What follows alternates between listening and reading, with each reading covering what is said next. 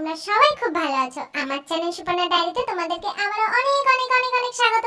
তো দেখো, এর আগেও আমি অনেক কটা ভিডিওতে তোমাদেরকে বলেছিলাম যে আমাদের বাড়ির সবাই খুব খুব খুব ইলিশ প্রেমী। মানে আমার বর তো ভীষণ ভাবে ইলিশ প্রেমী, মানে নিজের বউকে যতটা না ভালোবাসে ইলিশ মাছকে তার থেকে আরো বেশি ভালোবাসে, এতটাই ভালোবাসে খেতে। তো দেখো, সেদিনকে একটা বড় সাইজের ইলিশ মাছ নিয়ে এসেছিল, মোটামুটি বেশ বড় না আবার খুব ছোট না, একটা ইলিশ মাছ নিয়ে এসেছিল।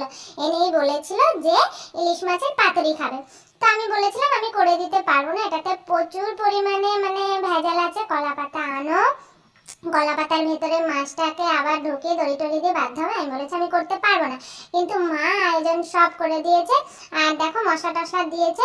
আমি বলেছি আমি মাখাতে পারবো না, কেন আমার হাত কাঁচা লঙ্কা ধরলে প্রচুর পরিমাণে জ্বালাতন মানে মানে জলে আর কি।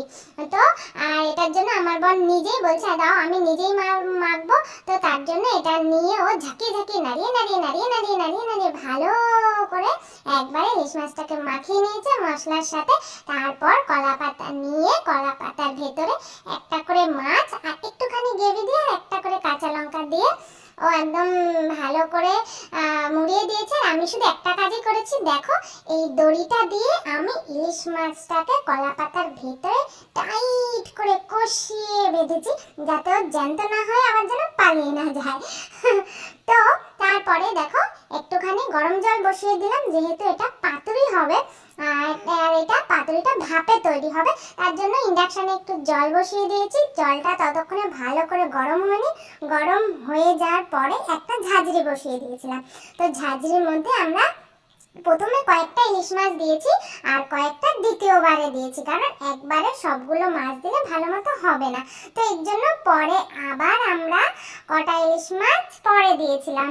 তো তারপরে সব একদম দুইবারে রেডি হয়ে গেছিলো সব কটা ইলিশ মাছ। তো দেখো তোমাদেরকে একটা দেখিয়ে দিচ্ছি, খেতে দারুণ হয়েছিল, দেখতে যতটা না সুন্দর হয়েছিল খেতে কিন্তু দারুণ হয়েছিল, দুর্দান্ত হয়েছিল খেতে।